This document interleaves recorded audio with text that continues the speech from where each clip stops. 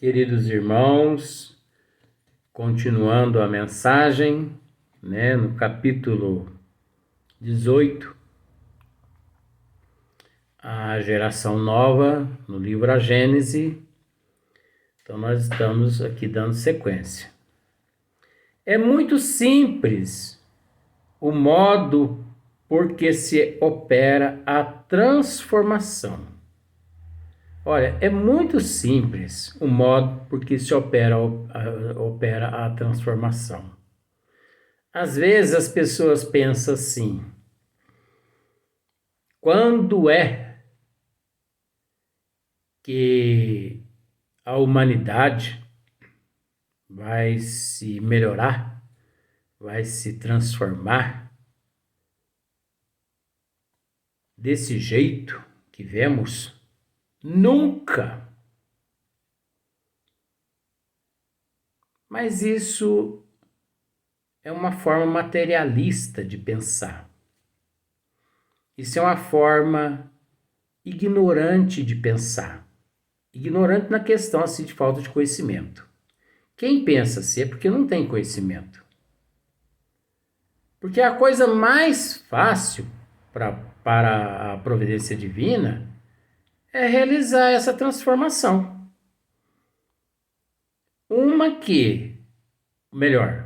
A primeira é que tanto para a providência divina quanto para nós, existe um aliado da providência divina e nosso, fundamental, que chama-se tempo. Ei, queridos irmãos, não há conselheiro melhor que o tempo. Não há. O tempo é o melhor professor. O tempo soluciona tudo. Por isso que muitos dizem assim: vamos dar tempo ao tempo, né? Porque o tempo, ele soluciona. Se não for nessa existência, vai ser na outra. Se não for na outra, vai ser nas outras bilhões. Vai ser naquelas outras que estão relacionadas a um número inimaginável.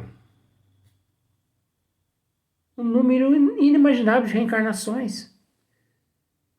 E eu vou reencarnar muitas vezes ainda. Tantas quantas forem necessárias. A única certeza, queridos irmãos, que enquanto nós não nos purificarmos,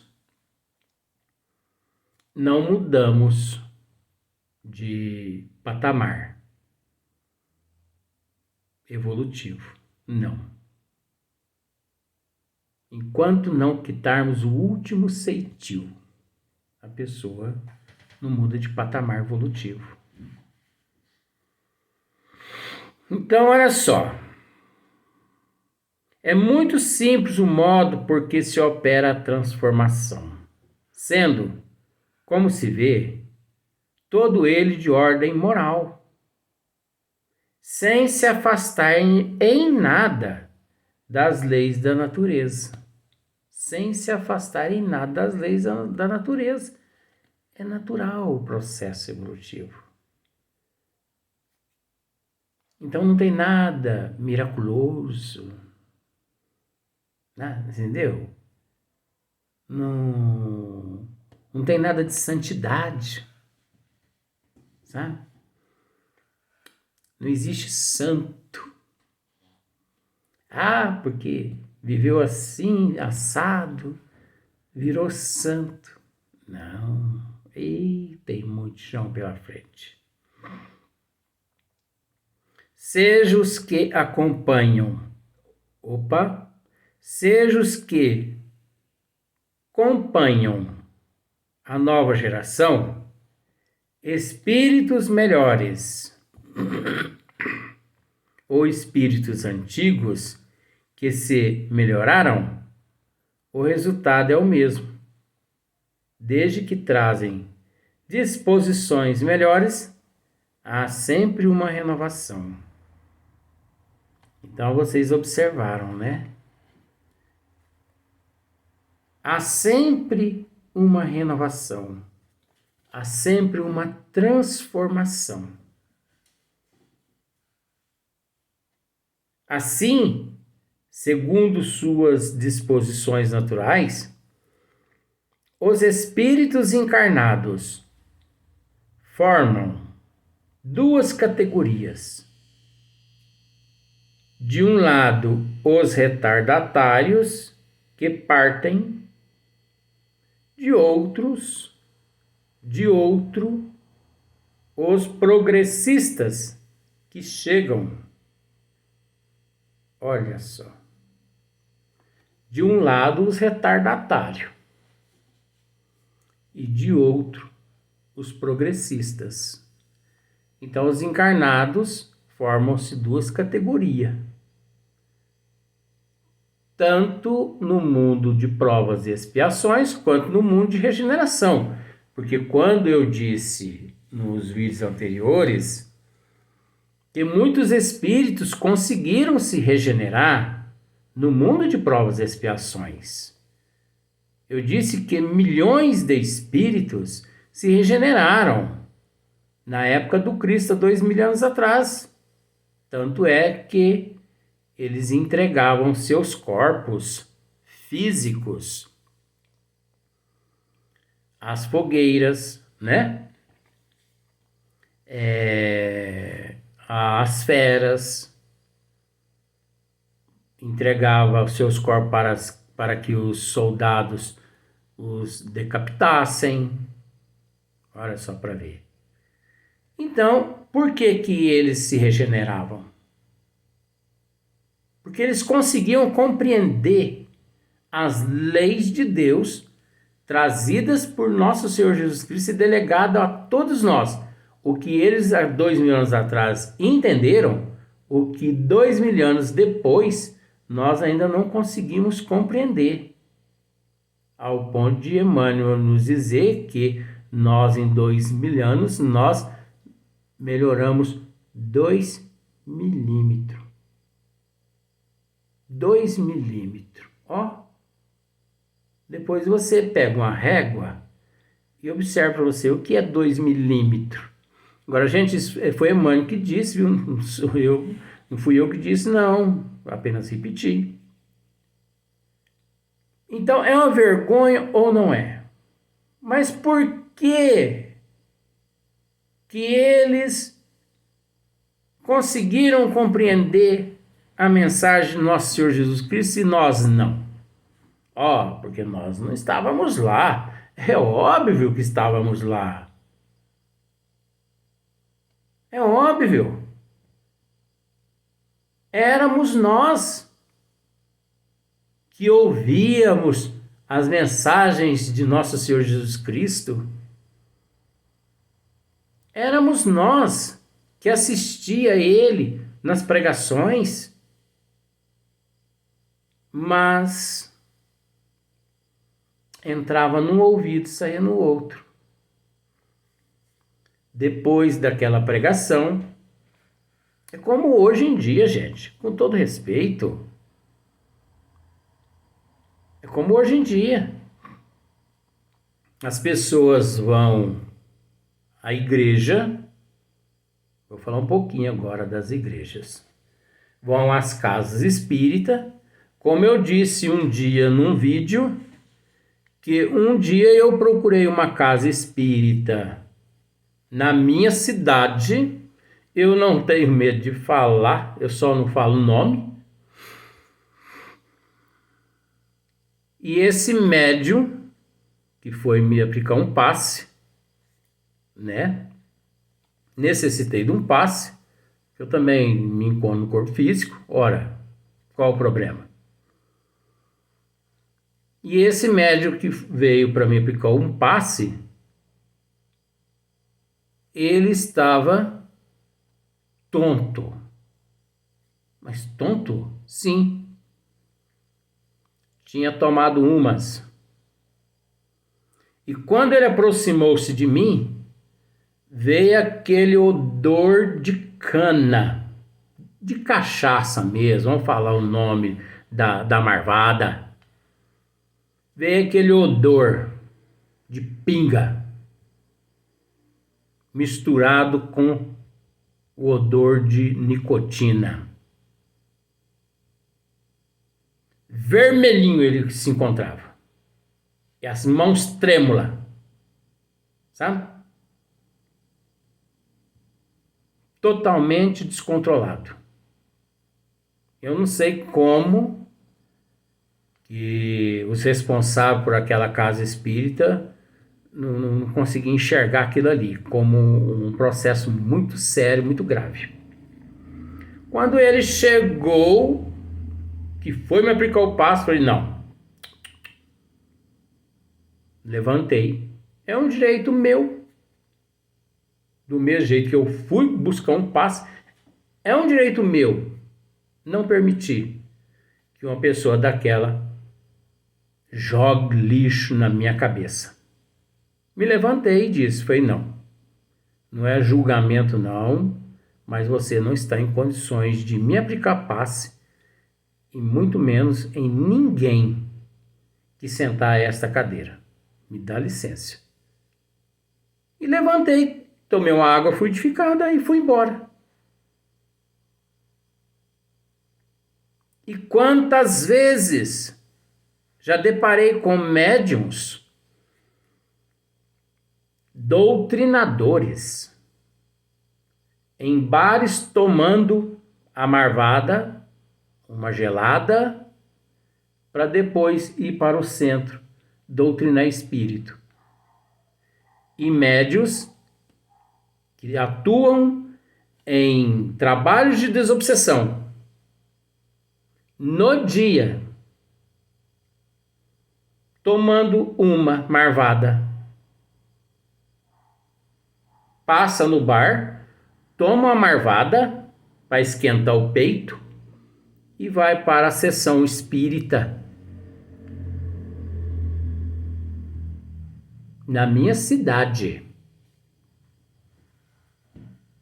Então, podridão, hipócritas, mistificador, charlatão, existe em tudo quanto é lugar. Não é só hoje em dia. Naquela época, lá na época do Cristo também, nós éramos hipócritas. Nós éramos charlatões. Tudo que o Cristo dizia entrava no ouvido e saía no outro. Depois que o Cristo acabava de dizer, de falar ali, de pregar, nós, picávamos a mula para os antros de perdição, para aqueles lugares que ofereciam bebida e a gente ia beber, sexolatria. Vocês sabiam que naquela época lá já existia a cannabis? Simplificando o nome, maconha? Maconha não é de agora, não. Maconha é de bem antes do Egito, dos egípcios, dos faraós. No entanto, foi encontrado pelos cientistas. Gente, eu não falo coisa assim aleatória. Eu coloco a minha cara aqui a tapa sabendo o que eu estou falando. Porque se vocês procurar, vocês vão encontrar. O único problema é que vocês não estudam. Vocês não estudam e depois acham que o que eu estou dizendo é um absurdo. Os cientistas encontraram vestígios em uma múmia de um faraó de maconha. O faraó gostava ele gostava de um cachimbinho da base. Então ele fumava para ficar passeando dentro da pirâmide dele, assim, sabe? Então ele gostava de viajar para lá, para cá. E também a pasta de cocaína, essas coisas. Existia tudo naquela época. Oxe! Isso não é de agora, nós trazemos essas coisas que não prestam de outros planetas, de outras dimensões. Nós somos espíritos antigos. Nós somos muito antigos. Nós não prestamos, pelo menos eu não presto ainda, até hoje. Então, observemos muitos em outras religiões. Ora, gente, pelo amor de Deus, façamos uma análise. Não vamos falar só dos egípcios, não. Vamos falar só dos espíritas, não. Né? Que antes dos trabalhos, depois dos trabalhos. Mas quantos católicos, né? Que guarda a quaresma. Olha que palhaçada.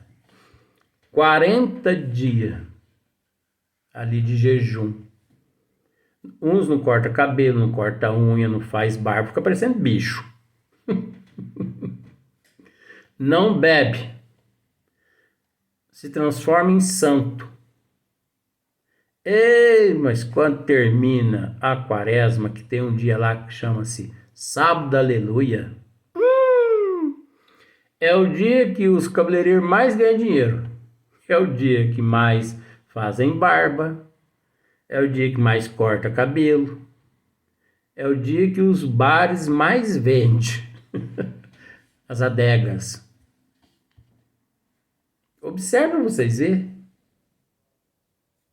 Então, não é esse jejum do corpo físico que a providência divina, nosso Senhor Jesus Cristo, anuncia. É o jejum da alma. É o jejum dos malefícios. Sabe? É o jejum do mal. É o jejum da transformação moral. Mas não é só nos 40 dias. É a vida toda. Jejuando. Modificando. Auto se transformando moralmente e intelectualmente. Constantemente. Então, as pessoas, 40 dias. Aqueles que gostam de um churrasco, eles preparam para no sábado da aleluia, ó. Aí são cervejas e mais cerveja, marvada e mais marvada, rabo de galo e mais rabo de galo, carne mais carne, picanha e mais picanha. Você não acha que você tá pinel, não? Você não consegue raciocinar, não? Você não acha que você está na contramão das leis divinas?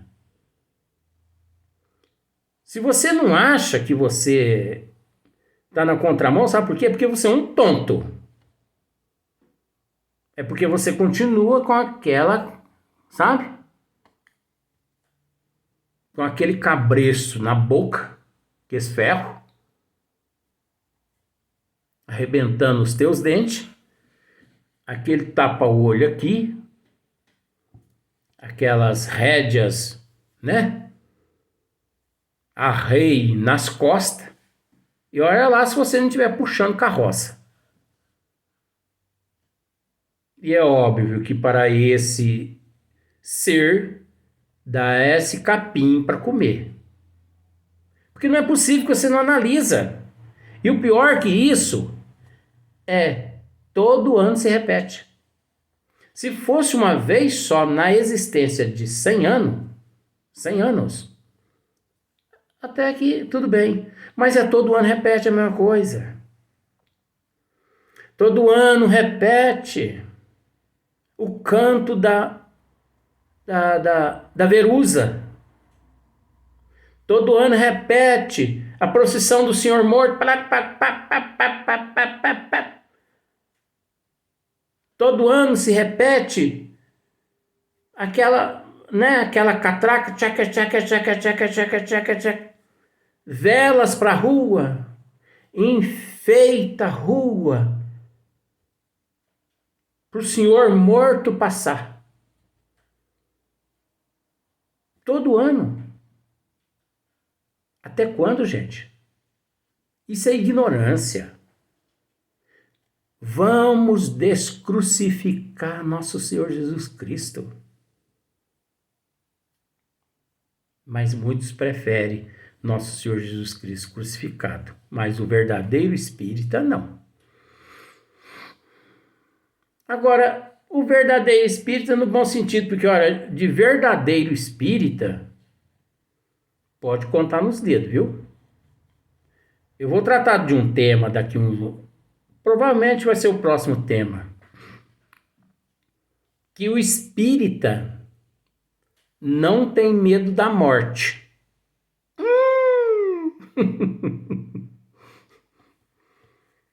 É um tema. O espírita não tem medo da morte.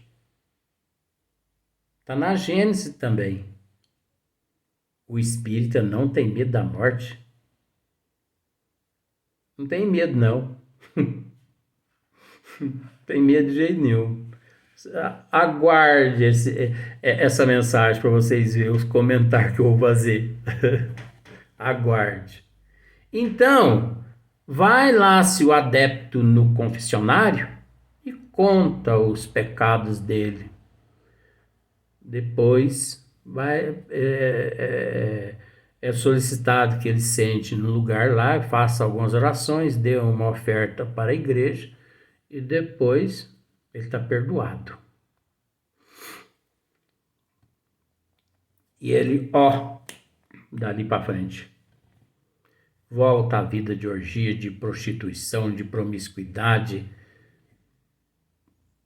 bebida, carne, churrasco, falar mal da vida dos outros, enfim, a língua cresce mesmo.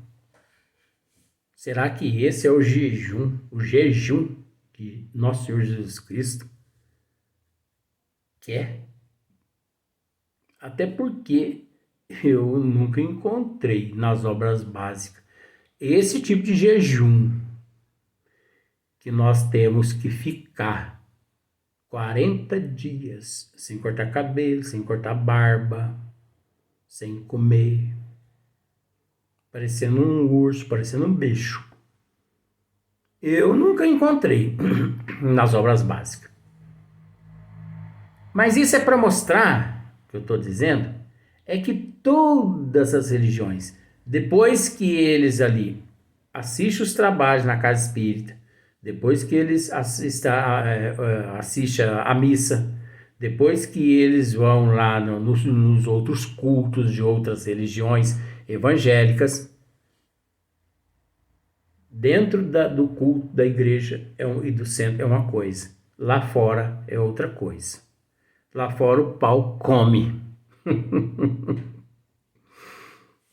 É lamentável como que 99,9% lá de dentro da igreja, de todos esses lugares, lá na rua não se comportam como se comportaram lá dentro da igreja. Então é o que levou aqui categorias de um lado e os retardatários, né, do outro, que partem de outros, os progressistas que chegam, né? Então, tá tudo ali misturado, os progressistas e os retardatários. Isso é uma vergonha, mas ao mesmo tempo gratificante, porque pelo menos estamos tendo mais uma oportunidade de nos regenerar. Até o próximo vídeo.